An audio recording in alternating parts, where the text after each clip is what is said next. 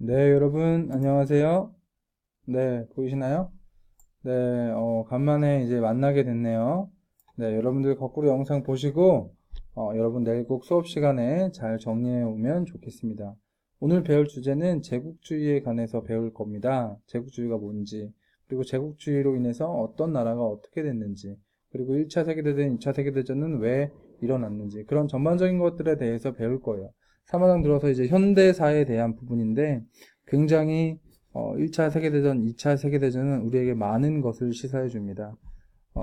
계몽주의와 16세기 계몽주의와 과학혁명 이후에 인간은 보다 더 행복하고 보다 더 질 높은 삶을 영위하면서 그렇게 살아갈 줄 알았어요. 근데 더 많은 계몽과 더 많은 과학적 지식이 축적이 되면서 더 행복할 줄만 알았던 인간이 그 기술과 사상 때문에 전쟁이라는 어마어마한 일이 일어나게 됩니다.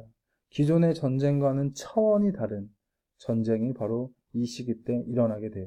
왜 이 시기 때 기존의 전쟁과는 차원이 다른 전쟁이 일어나게 됐는지 한번 이 시간을 통해서 같이 알아보도록 하겠습니다.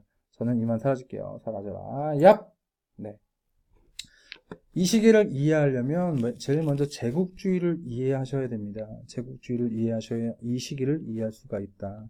제국주의가 뭔지 한번 알아볼게요. 오늘 목표에서는요, 제국주의는 왜 생겼고, 그럼 제국주의는 어떤 성격을 갖고 있는지 파악할 거고요.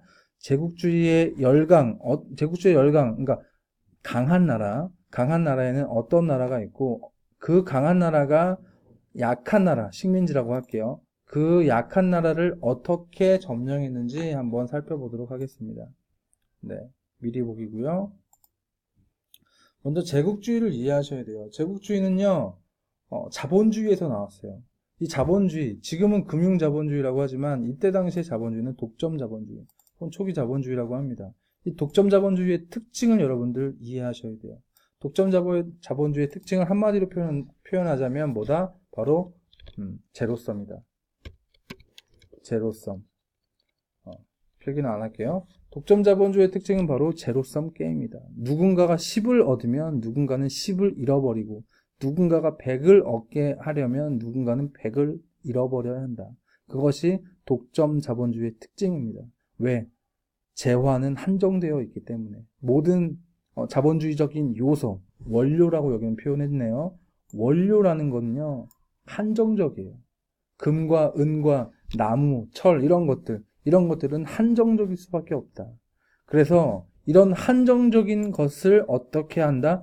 잉여적인 자본으로 축적하기 위해서는 더 이상 우리 땅에서만 살아야 되는 것이 아니고 남의 땅 가서 남의 땅에서 나오는 자본, 원료를 가지고 와야지 우리나라가 더 잘 살게 되는 그런 구조를 띠고 있어요.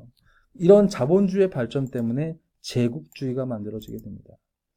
자, 잘 사는 나라, 좀 더 강한 나라가 약한 나라를 침략해서 그 약한 나라에 있는 원료를 우리나라 걸로 만들었단 말이야. 그렇지? 근데 그것을 정당하게 나 부자 되려고 너네 나라 침략하고 너네 국민 죽였어 라고 말하기 좀 너무 그렇잖아. 그래서 이 열강들이 사용하는 용어가 뭐냐면 바로 사회 진화론이라는 용어입니다. 사회 진화론에 이제 이 제국주의를 정당화시키기 위해서 이 사회 진화론이라는 용어가 등장을 했는데요. 뭐 어떤 개념이냐면 사회는 진화한다. 보다 열등한 진화론 자체가 뭐야? 열등한 생물에서 고등생물로 가는 과정이 진화론이라면 사회도 열등한 사회가 있고 우월한 사회가 있다. 그 우월한 사회가 열등한 사회를 계몽시켜주고 교육시켜주고 개화시켜주는 것이 바로 사회 진화론적 배경을 가진 침략 자본주의, 침략 전쟁의 정당화 이유였습니다. 우리는 우월한데 너네 열등하지? 그럼 우리가 너네한테 가가지고 알려줄게. 그 대신 뭐야? 교육비를 내야지. 너네 있는 원료를 우리가 갖고 가야지. 우리가 대신 너네 하등한 너네, 열등한 너네한테 우리 우월한 우리가 알려줄게. 이런 입장인 거죠. 굉장히 쓰레기 같은, 자, 이런 말 하기 좀 그랬지만 굉장히 좋지 않은 그런 사상이다 라고 할 수가 있습니다. 자, 두 번째는요, 민족주의의 영향이에요. 이 국가는요, 굉장히 국가 이기주의라고 표현할 수 있겠죠. 애국심을 강조합니다. 민족주의의 영향으로 애국심을 강조하고요. 국민들은 뭐야? 우리의 국내의 문제 해결을 위해서 다른 나라는 모르겠다. 일단 나만 잘 살고 보자. 자, 그렇게 하기 때문에 침략하자. 침략해서 뺏어가지고 오자. 그리고 우리만 잘 먹고 잘 살자. 우리만 잘 먹고 잘 살자. 그 우리가 누구야? 바로 우리 민족만 잘 먹고 잘 살면 되지 않겠냐. 이런 입장을 계속 관철하고 있습니다.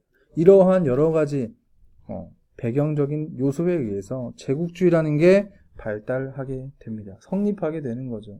굉장히 암울한 시기였다라고 말할 수 있습니다. 그런데 한 가지 문제가 생깁니다. 그 문제가 뭐냐면 제국주의 열강의 경쟁이에요. A라는 나라, B라는 나라 둘 다 식민지를 찾아 헤매고 있는 하이에나 같은 나라야. 그런데 이 하이에나 같은 나라가 서로 원하는 식민지가 겹쳐 있어. 식민지를 먹다 보면 어때요? 그 열강들이 가지고 있는 식민지를 뺏을 수밖에 없고 다른 강한 나라를 침략할 수밖에 없고 이러한 문제가 생기게 되죠. 그러한 문제가 바로 제1차 세계대전이라고 볼 수가 있습니다. 식민지를 경쟁하듯이 획득하게 됩니다. 이 제국주의 사상 때문에 식민지를 어떻게 경쟁하듯 획득하게 돼요. 대표적인 나라가 영국과 프랑스, 독일과 이탈리아라는 나라입니다. 러시아나 일본도 19세기 말에 가세하지만 초기에는 특히 영국과 독일이 가장 식민지를 획득하는 데 눈에 혈안이 돼 있었다 이거죠. 결국에는 이 제국주의 국가, 그러니까 영국과 독일이 충돌하게 돼요. 아주 그냥 곳곳에서 충돌을 하게 됩니다. 특히 영국은요, 3C 정책을 실현하다가, 독일은요, 3B 정책을 실현하다가 식민지 열강들이 충돌을 하게 되는데, 3C 정책이란 뭐냐? 바로 세계의 C다. 3B 정책은 뭐다? 세계의 B다. 자, 세계의 C와 세계의 B가 뭡니까, 선생님? 여기 한번 볼게요. 세계의 C, 영국은 카이로, 이집트의 카이로를 말하고요. 그 다음에 케이프타운, 남아프리카 공화국의 케이프타운, 그 다음에 인도의 콜카타. 이 세 개의 C를 연결하는 이 삼각형 보이시나요? 이 삼각형 안에 있는 모든 나라들을 식민지 만들려고 했어요. 그게 영국의 3C 정책이고요. 독일의 3B 정책은 뭐냐? 세 개의 B인데 바로 독일의 베를린, 그 다음에 비잔티움, 옛 로마의 비잔티움, 그 다음에 이라크의 바그다드. 이 세 개의 나라를 연결하는 식민지를 만들려는 정책을 실현했는데 이 독일의 3B 정책과 영국의 3C 정책이 서로 겹쳐지게 됩니다. 그러면서 제1차 세계대전, 독일과 영국의 전쟁이 시작이 됩니다. 자, 한번 보도록 할게요. 이 당시 그러면 독일은 어떤 상황이었냐?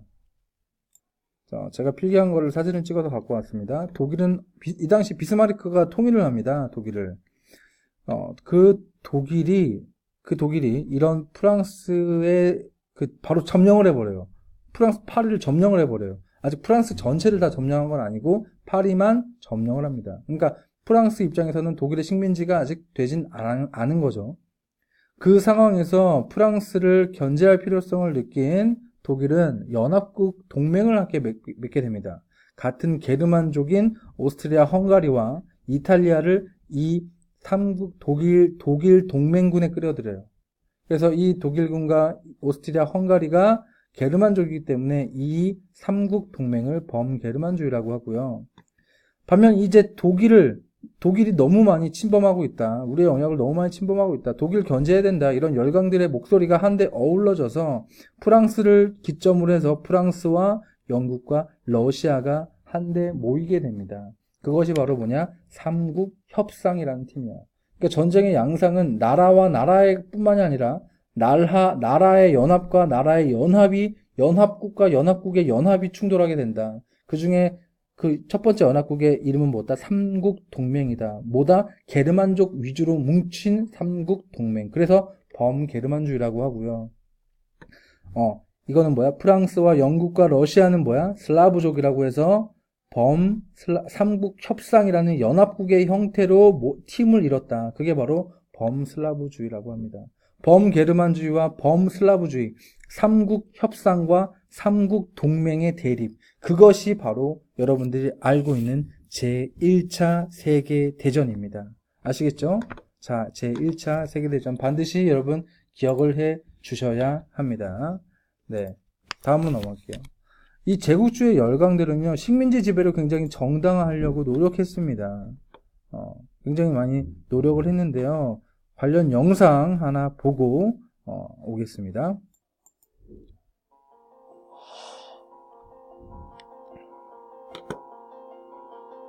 나는 어제 런던의 이스트 엔드에 가서 실업자 대회를 방청하였다. 그곳에서 빵을 달라고 하는 실업자들의 이야기를 들은 후 제국주의의 중요성을 더욱 확신하였다. 나의 포부는 사회 문제의 해결이다. 우리 정치가는 대영 제국의 4천만 국민을 피비린내 나는 내란으로부터 지키고 과잉 인구를 수용할 방법을 찾아야 한다. 이를 위해 새로운 영토를 개척하고 공장이나 광산에서 생산하는 상품에 새로운 판로를 만들어내야 한다. 결정적인 문제는 내가 늘 말했던 것이지만 배를 채우는 데 있다. 그들이 내란을 원하지 않는다면 그들은 제국주의자가 되어야만 한다. 네, 여러분 영상 잘 봤죠? 자, 숙제를 제가 2개를 내드릴게요. 여러분들 잘 조사해서 같이 조원들과 잘 나누고 내일 확인하도록 하겠습니다. 첫 번째, 열강이 제국주의 정책을 실시한 사회적, 경제적 이유를 한번 여러분 찾아와 주시기 바랍니다. 자, 두 번째, 제국주의 열강이 식민지 침략을 어떻게 정당화하고 있는지 한번 찾아보아서 정리해서 오시길 바라겠습니다. 굉장히 중요한 부분이에요. 그래서 빨리 나가지 않을게요. 여러분들 영상 꼭 참고해서 공부해서 내일 만나도록 하겠습니다. 여러분 안녕.